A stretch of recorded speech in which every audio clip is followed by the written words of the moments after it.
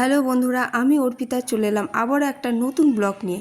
তো বৈশাখ মাসের বুদ্ধ পূর্ণিমার সময় আমাদের গ্রামে ধর্মরাজ পুজো হয়, আর সেই ভিডিওটা আমি আজ তোমাদের সঙ্গে শেয়ার করব। তো এর আগেও আমি একটা ভিডিও তোমাদের সঙ্গে শেয়ার করেছিলাম। তো যাই হোক, তো দেখো, সকাল সকাল স্নান করে আমরা পুকুর ঘাটে চলে এসেছিলাম। মন্দির থেকে বাবা ধর্মরাজকে এই পুকুর ঘাটে আনা হয়, কারণ যারা উপোস করে বাবা ধর্মরাজের, তারা এখানেই বাবা ধর্মরাজের মাথায় জল ঢালে। তারপরে কিন্তু বাবা ধর্মরাজকে এই পুকুরে স্নান করানো হয়। তো এখানে দেখো ঘোড়াগুলোকে রাখানো হয়েছে, মানে ঘোড়াগুলোর এখানে পুজো হবে, বাবা ধর্মরাজেরও এখানে পুজো হবে, তারপরে কিন্তু নাচতে নাচতে মন্দির অবধি যাবে। তো সবটাই কিন্তু এই ভিডিওতে দেখতে পাবে, কেউ স্কিপ করবে না ভিডিওটা, প্লিজ বন্ধুরা সবাই দেখতে থাকো। আর এখানে দেখো আমি, মা, আমার বড় মেয়ে আর শাশুড়ি মা সবাই দাঁড়িয়েছিলাম। আর দেখো সবাই কিন্তু জল ঢালতে শুরু করে দিয়েছে। এখানে মোটামুটি অনেক ভক্ত হয়েছিল বাবা ধর্মরাজের। তো একে একে সবাই আসছে আর বাবা ধর্মরাজের মাথায় জল ঢালছে।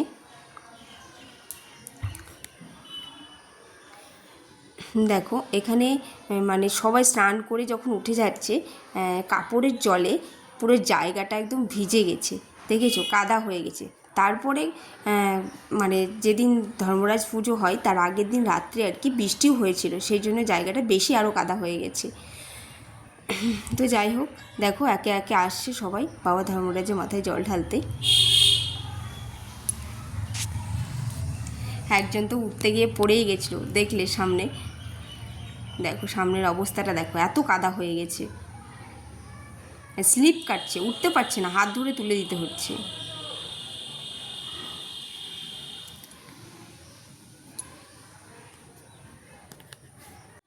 তো দেখো যারা উপোস করেছিল তাদের সবার জল ঢালা হয়ে গেছে। এবার কিন্তু বাবা ধর্মরাজকে স্নান করাবে। কেন স্নান করায় জানো? সবাই এই যে ঘি, মধু, দুধ, গঙ্গা জল সব কিন্তু ওই যে ঝুড়িটার ভেতরেই বাবা ধর্মরাজ আছে, ওখানেই কিন্তু ঢালা হয়। তো তারপরে ঢালার পরে কিন্তু বাবা ধর্মরাজকে দেখো 4-5 জন মিলে কিন্তু স্নান করাচ্ছে।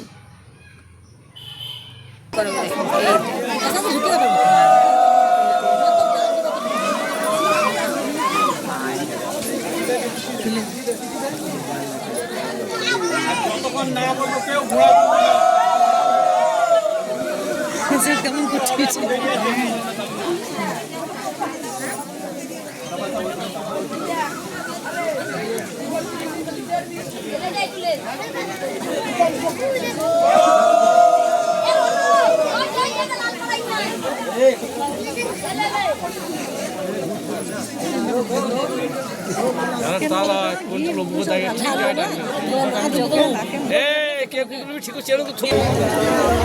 তো বাবা ধর্মরাজে স্নান করানো হয়ে গেছে।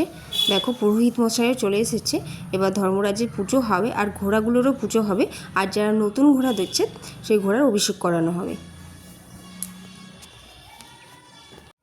তো ভক্তরা দেখো কে কোন ঘোড়াটা নেবে সেটাই কিন্তু পছন্দ করছে আর গলায় মালা দিচ্ছে।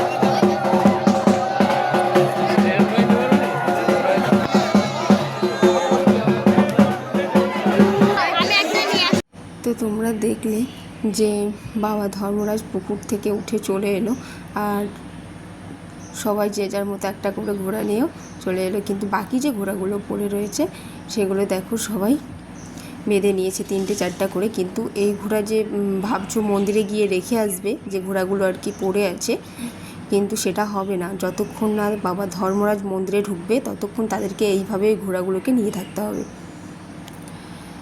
তো চলো আর কোনো কথা বলবো না, তোমাদের সঙ্গে বাবা ধর্মরাজের নাচটা শেয়ার করি। চলো।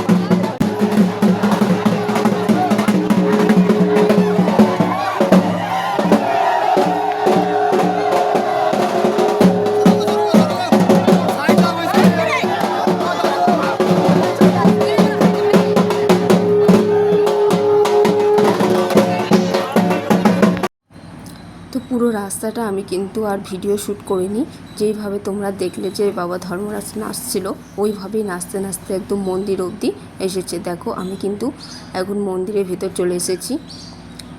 আগে থেকেই মন্দিরে অনেক লোক দাঁড়িয়ে আছে।